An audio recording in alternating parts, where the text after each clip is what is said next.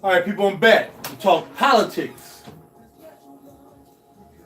Don't worry about my stuff. I'm not getting fat. Now I just got finished drinking some tea. Eating a big load of oatmeal. Look like I'm getting fat. Look at that. Look at that. Look at that.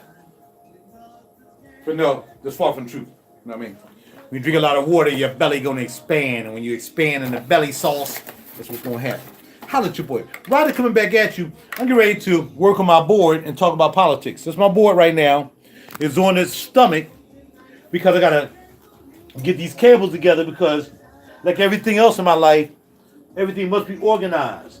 If it's not organized, then ain't no need in talking about it, and really ain't no need in having it, because I'm an organized dude.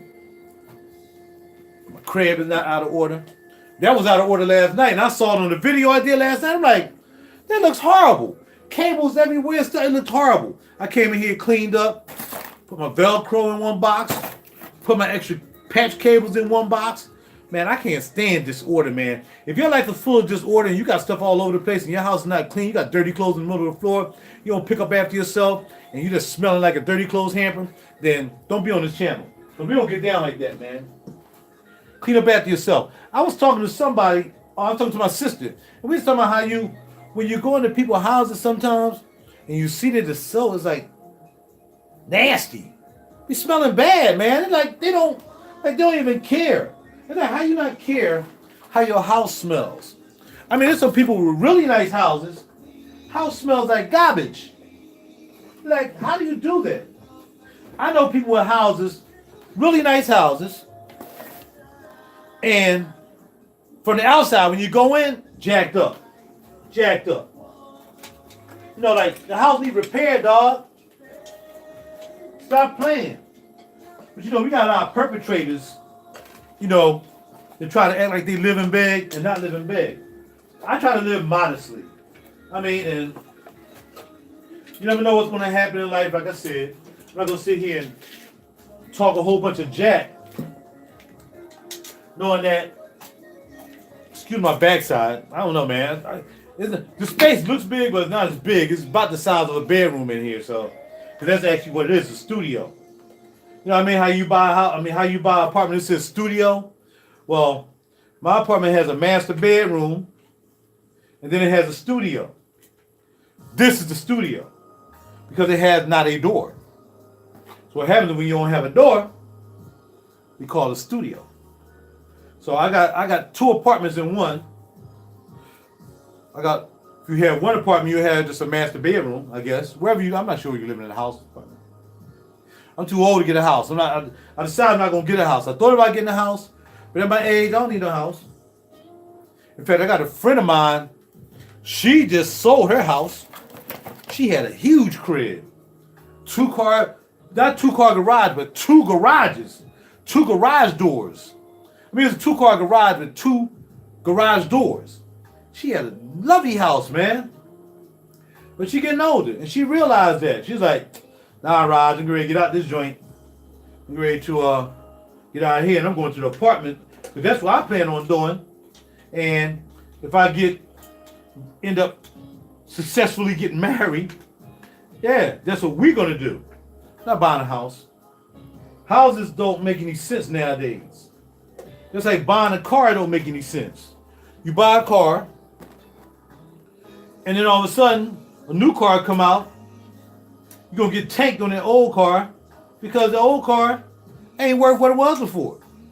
So now you go, oh, I want this new car now. Okay, well, you do know, just like musical gear, it's all remind me of musical gear kind of. Okay, well, we're only going to give you enough that if we resold that car, that's going to be the value. So we're going to give you 40%. We're going to put you into another car that's going to tank you again. And now you done paid for one car, and then you just bought another car that's going to tank too because you keep buying cars. So what you try to do is establish your credit so you can, yes, lease cars. Buying cars make no sense. It just makes no sense. Now, when I lease sometimes, they're like, well, you know, maybe you're better off buying, and then if you bring it back, say within 3 years, it'll be like you leased it because you're getting rid of it. I said, but I'm not going to get my money back. Because I usually don't put any money down on leases. I mean, I put like $500 down on the car I got now. $500 down on my lease. Yeah, my payment's kind of high. That's okay though. For now. My payment's all right. So I lease. I'm not buying a car. So when that joint is all bugged out and ain't worth a dime anymore, man, I'm taking a hit. I ain't doing it. Now, a lot of people don't mind doing that. They want to buy a car. They want to do that. Now, what does that have to do with crooked politics, Raj? Well, this goes to show you that no matter how much money you have, no matter, it's still going to be corruption. So with corruption and saving money and trying to get something together and trying to buy nice stuff, why is it that these politicians and people have to do crooked stuff? Why they got to sell out? I mean, what you going to do with the money? Your wife need a fur? Well, how did your wife feel when she found out you're part of an investigation that you've been doing dirty? And then she going to get mad and divorce you behind because you're stupid. Well, I did it for you, babe. You wanted them furs and you wanted the Mercedes Benz and you wanted that. So, only reason I did that is because, you know, I was thinking about you, babe. But now you locked up and she don't care. And she got the furs still. And then you going to go to jail. She going to divorce you. And you're going to be sitting up there in jail with Big Bruno and them. Because you probably did them wrong. Imagine cops who do dirty end up in jail. Yeah. You try to put them in isolate. Now we're going to put them in solitary so they don't get killed. Yeah, whatever. You're going to catch you eventually. No crooked cops. Always on money. Money is the root of stupidity when you trip it. Now, it don't have to be that way. I mean, it just doesn't have to be that way. But we are victims of these greedy politicians. We are victims of these people who gotta buy their wife a freaking fur. But again, the wife don't care about the dude because she just as corrupt as he is.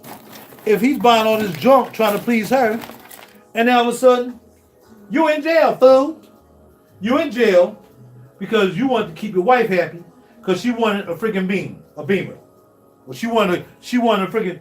This dude, I forgot who this guy was. I think he was a rapper, and he took his football players do it too. I guess if they married, got girlfriends, and taking their advance money, money that they don't know they got to pay back, especially in the music business.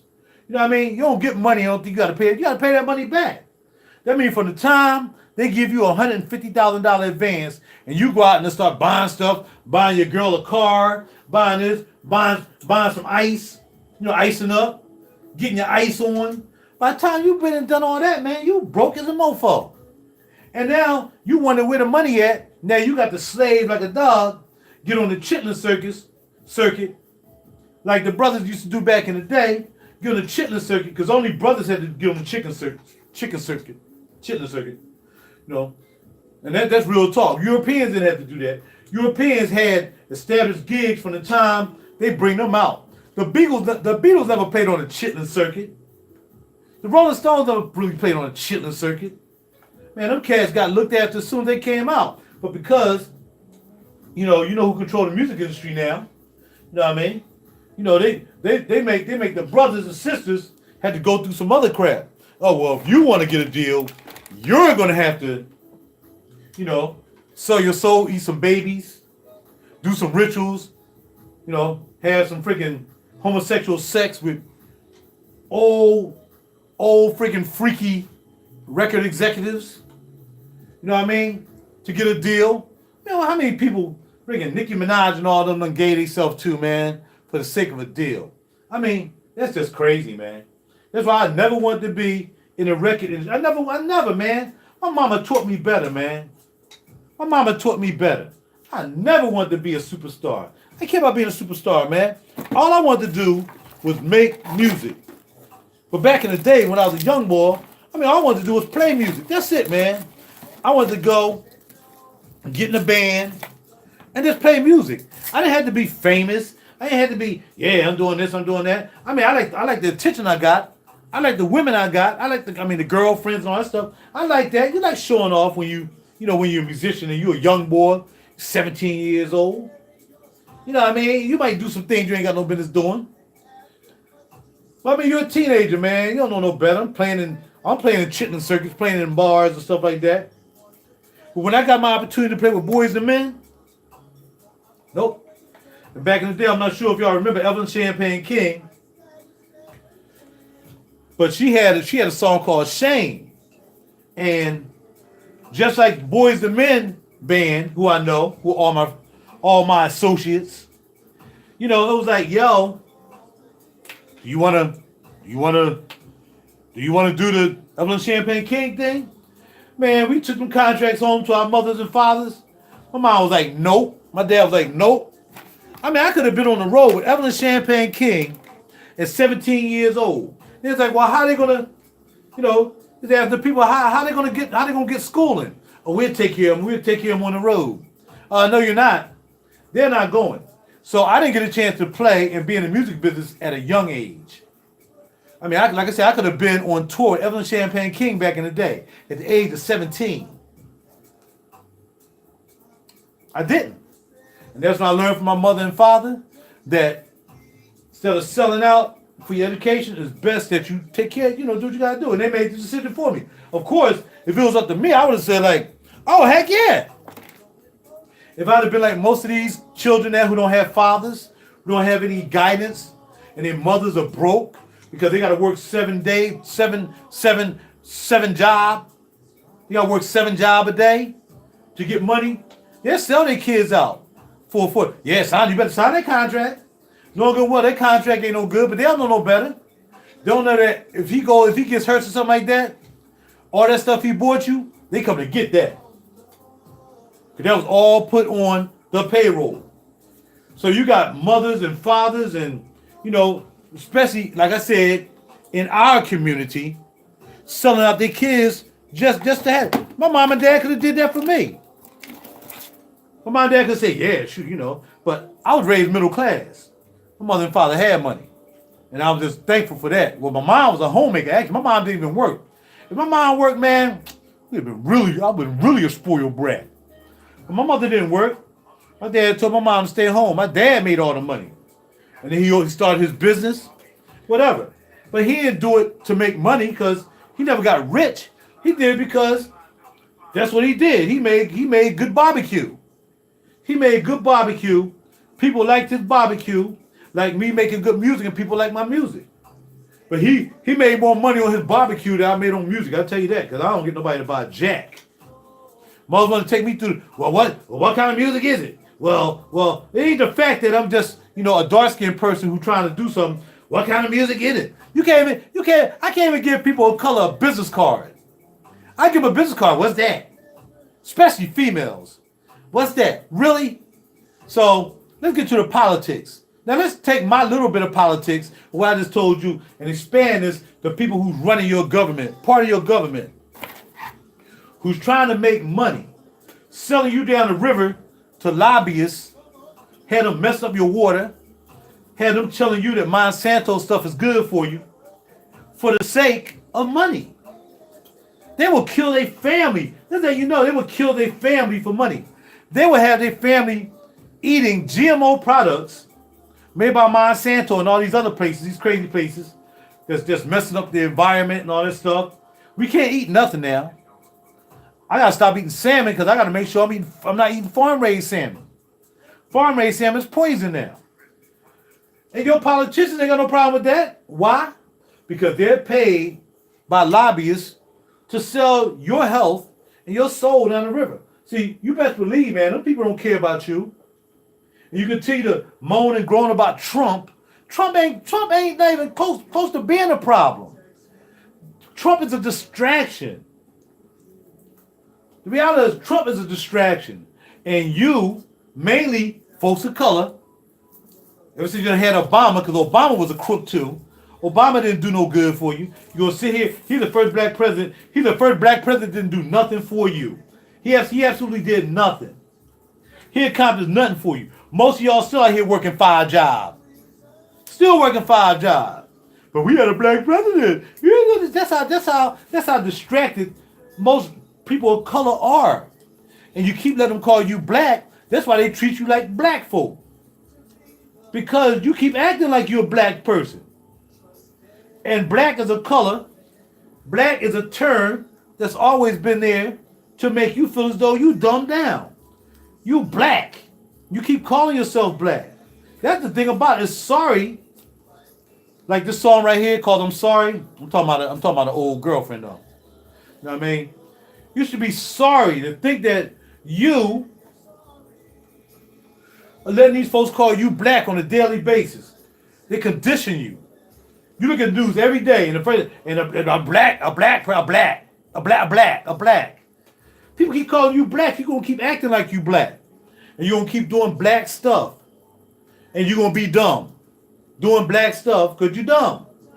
And I'm not trying to insult you. I'm saying I say ignorant, not dumb, ignorant.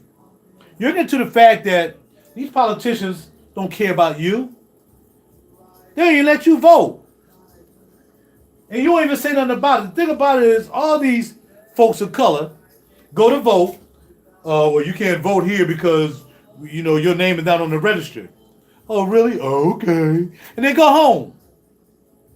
I don't bother to vote because the people I want to vote for or the people who are going to run this country ain't the person that's going to be on the ballot. The people that's going to run this country are going to be part of the Rothschilds. You're going to be part of the elite. If for one day, for one instance, you think that your vote has anything to do with your well-being, you are black. So now you can be called black, legitimately. Because you really believe that if you vote for somebody other than Trump, Trump this, Trump that. Trump ain't nothing but a distraction. I keep telling you, you keep acting black. Sorry about that little spittle that came out. You keep acting black because you're ignorant. And they know you're ignorant. And they can tell you anything. And they can start purging you from the rolls, and then they'll put you back on the rolls just to get you to vote for somebody who ain't caring about you. I had this conversation with you this morning because I just got finished looking at a judiciary hearing I forgot this guy's name. But they start asking questions about money. It's like, well, when you took this $1 million in a contribution from this organization, and you wasn't even running for office at the time. I think this guy tried to run for office, he kept losing. And he kept getting these political contributions. He was like, well, how come you were still getting contributions when it wasn't even an election anymore? And you were still getting millions of dollars from these people. This guy sold out. He sold out everything. He don't care because his wife and his kids and everybody got to have what they want. This is a society of I gotta have what I want. Now, Raj, you went out there and bought all them pedals. And every time I bought a pedal, I had to think about it. Every time I bought a pedal, I had to say, yo, man, you are spending money. You could be spending on something else. You be paying off bills. But I kept looking at the long term for me. Just like if I buy a fragrance. Yeah. And I know it's don't have nobody here, but that's okay. So speaking truth to power, people don't like when you speak truth. They don't want to hear that. So I understand that. But I thought about it. I said, well, if I buy this pedal, what I'm doing is I'm buying stuff that I know, and I'm paying a price that if it doesn't work out for me, I can resell these things and get more than my money back. So I purchase smartly. You know what I mean? Now, buying equipment is not like buying fragrances. You can spend smart on fragrances all you want and go to Perfumology and all that stuff, talk about fragrances. Not Perfumology, I'm sorry, not Perfumology, Perfumania and all these online stores are selling you cheap fragrance. Oh, yeah. They have a sale on whatever. What was the joint called? It went overseas, Notino or whatever it is. Yeah, they got my man. He's always do that. Hey, I mean, Notino got MFK for like $100. I like, do you know that's gonna be old juice, cuz? I know it's either a return or it's old juice. Now I ain't got no problem buying a return because return is like buying used gear. I have no problem with buying a return. If they return the joint because they didn't like it, that's fine. As long as they didn't return it 5-6 years ago, I'm cool with buying return gear. Woo, now that's organization. Look at that. It looks so neat. It looks so nice and neat now. And that way when I put it on the floor, these cables don't hit the floor. Because the whole thing was happening, the cables are hitting the floor and kind of messing up my connections up here. So now it's nice and neat.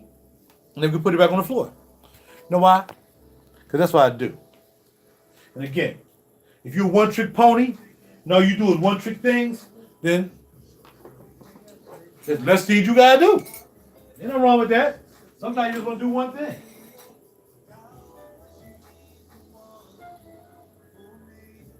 I'll be right back.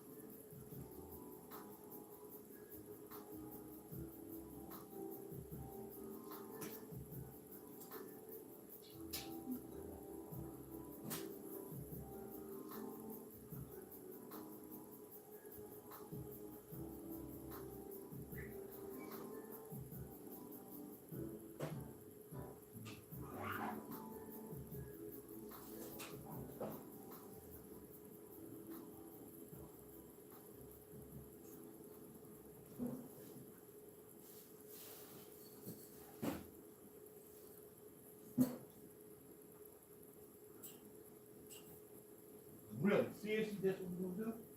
We're gonna holler at the boy then.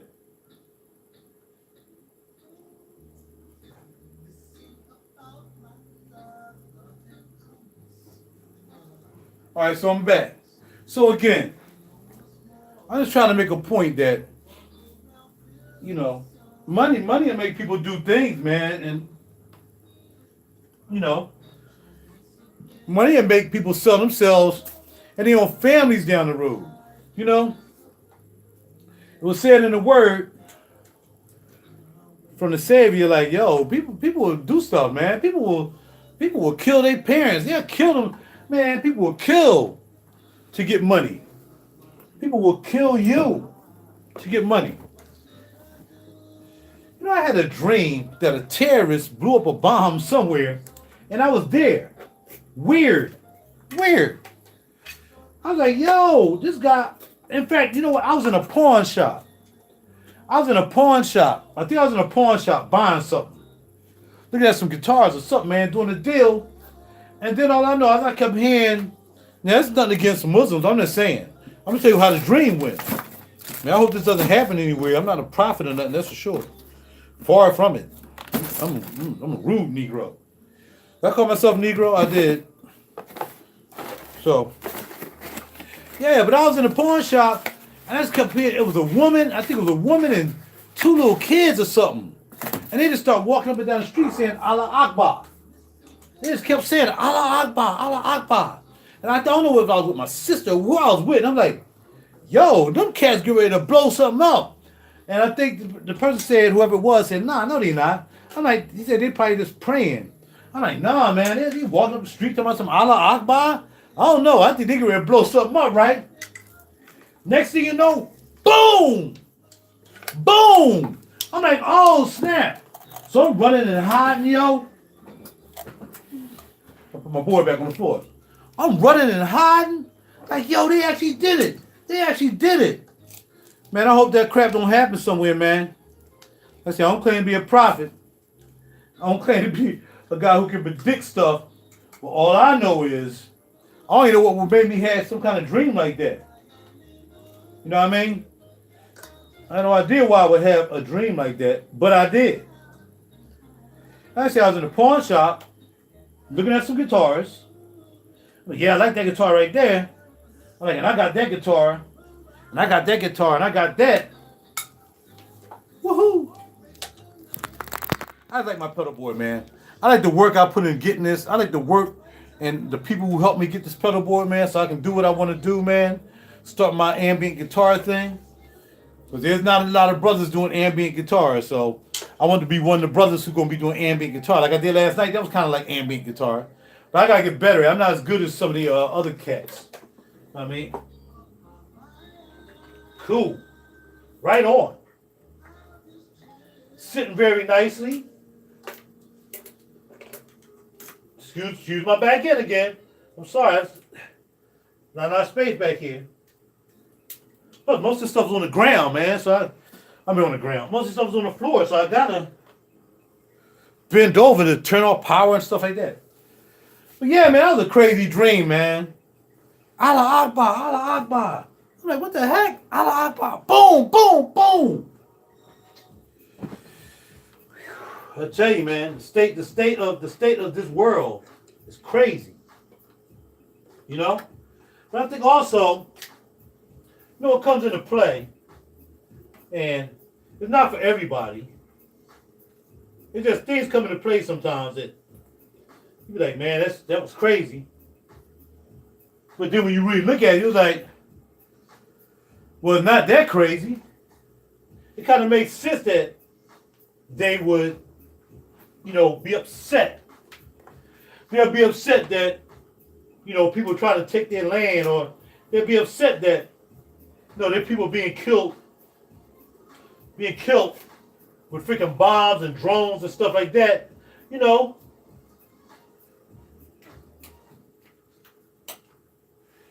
You're definitely saying, man, sometimes I can understand that. I mean, let's just say, for instance, somebody came and was killing your family. You know, whether it was the government. I mean, the government has been killing the dark-skinned families forever, putting the dudes in jail. Now, do some of them dudes deserve to be in jail? Yes, they do. But they probably was the product of the environment, man. You know, you push people up against the wall. I mean, I've been pushed against the wall too, but I'm not looking to kill anybody or do any harm to anybody. But if you push enough people up against the wall, man, and you give them no alternatives, then they're gonna sell weed. You know what I mean? They're gonna smoke weed too. You know what I mean? My man, we were talking about that the other day about people smoking weed and stuff. I'm like, cuz everybody do something they ain't got no business doing illegally. Because alcohol is only made legal because the Europeans want to be legal. If we wanted to make alcohol legal for us, we couldn't make it legal. The only reason alcohol is legal because, real talk, the Europeans want to be legal. And they just trying to take the money out the mafia pocket. So after they smashed all the mafia liquor, they're like, yo, the same thing with weed. They're like, I didn't know we could do about weed, man. Now the weed is like a freaking homeopathic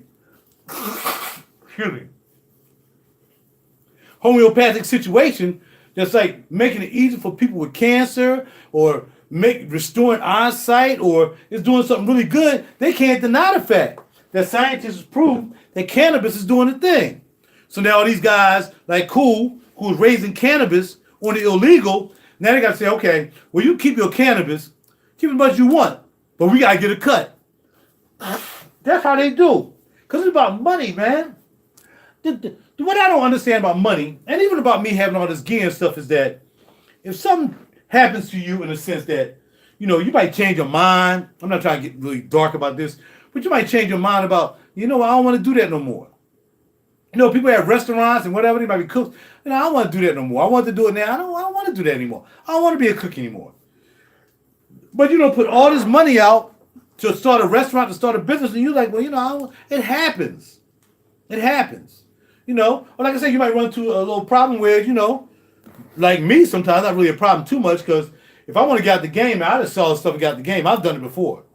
I had guitars and all that stuff.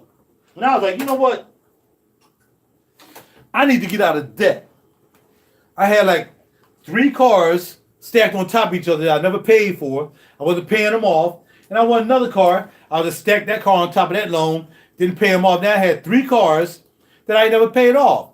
I had a Maxima, I had a Porsche, and I had a BMW. And I never paid them off. So now I want to get another car because the BMW is jacked. It kind of got in a little accident. That's jacked. I need another car. So now I go to BMW. He's like, you got to give us 10 stacks. Only way you're going to get out all this debt is that you got to give it up. Because usually I don't put money down on cars. I don't put money down on leases. I put it down because I want to. They were like, no, we don't need your money. Keep your money. Put that money in the bank and make your payments. I want to give you $3,000. We don't want it. They looking out for me. We don't want your money. As long as you can make the payment, we don't want your money. So you take the money, you put the $3,000, $4,000 you want to put down on the car, put that in the bank, and make the payments with that money. Don't give your money to a car dealership. You give the money to your car dealership, it's not going to make a difference when you look at it when your payment. You give them $4,000 instead of your payment being $500, now it's $300. But if you had just kept that money in your pocket, you can flip that money, make that money work. You can still have that money, $3,000, if they let you not put $3,000 down. You can still have that money in your account, do what you got to do, and you get an income tax return every year. If you get an income tax return every year, then you straight. If you keep a car for 3 years on a lease, and now on average, I get like $5,000 a year income tax return. Because I get like 35 for my job straight up because of the way I set up my tax structure. And then for my business, I'm buying stuff. I'm investing more than I'm making, so I get to write that as losses. So now I'm coming up with 5 stacks. So why don't I take that $5,000 and go put it on the car that I want? When they're like, no, what's my credit looking like? Oh, you got to worry about it. You cool, you good. Here's $500. Else I want to buy a wheel and tire package or something like that, and I can't find it. Okay, I'll buy a wheel and tire package. Then I'll give up last time I gave up $1,800 for a wheel and tire package. But anyway, took that money. He said, take that money, put it in the bank, and use that to make your payments. You get an income tax return every year, thank heaven, and you just take that money and flip it out. Instead of giving us $3,000, you're giving us $1,000 a year to hold the car. And you're still making a payment. It's still the same thing when you look at it. It don't make no difference. You give them money or you keep the money yourself and make the payment. But if you make that money work for you, then you're straight. You can make it work for you. While you got it and you still got the car and you're still making a payment. Well, ain't nothing happening this month, but you got the $3,000 in your account. Make a payment with that. You still got the money. So if you know how to move stuff around, if you know how to get around, man, and take advantages of late, something like I'm gonna take a hit. I might take a hit with a late payment on my, say for instance, I might take a late hitment on my rent. You know what I mean? I might say, okay, cool, I'll pay the $52, late because I'm investing in something. So me investing, if I can see myself making $50 or more from the investment, then they don't need for me giving all my money to them for my rent. I can hold that money, make the money work, and if all don't work, I can still make my monthly payment before they're ready to kick me out. Simple as that. If not, then you just start selling stuff. Man, but now let's get to the politicians who are greedy. They don't think like that. They live day to day. Because they don't know they're going to be around day to day. But I got to take care of my wife. You know what I mean? You in politics now. She don't put up with you being in politics for all these years. You want to be a politician? And I put your mind. She won a freaking fur this year. You making $200,000, $300,000. You went from making $50,000 a year working at someplace, and now you're making $200,000 a year being a congressman. But you're always on the take because the $200,000 ain't going to be enough. Because you saw what $50,000 did and your wife was about to leave you or your girlfriend or whatever, or your boyfriend or your husband. Now you get $200,000. It just means you're going to want bigger stuff that costs more money. So the ratio of the money still stays the same. When you have $50,000, you only buy what you can afford with $50,000 that you get a year. When you're $200,000 a year, now you're going to buy what you can afford with $200,000 a year. It doesn't change. The more money you make, the more you're going to want. More money, more problems. It's just the way it goes. But if you manage it and you do it righteously, you can get around and do what you got to do, and you got to hustle sometimes. But if you're stealing from people, you taking bribes under the table like these politicians are to continue to feed us bad food, poison our waters in Flint, Michigan. How much is this guy? He didn't even get kicked out of office. He was the governor. He knew about the water being bad. He told me, well, I'll show you. I drink the water, and never drank the water. Right? Ain't nothing wrong with the water. The water was brown as I don't know what. There's nothing wrong with the water. I drink it. And all them kids up there with lead poisoning, that's okay. That's what they wanted. They looking for not us. They don't care about my butt. I'm croaked out in, say, 20 to 30 years from now. I'm croaked out. They looking at the youngsters. They're the ones that they're youngsters because they're going to be croaked out too. All these old rich Rothschilds and all this stuff, and like the Chinese, they don't look for now. They're not worried about now. They living to be in a better place most of the time.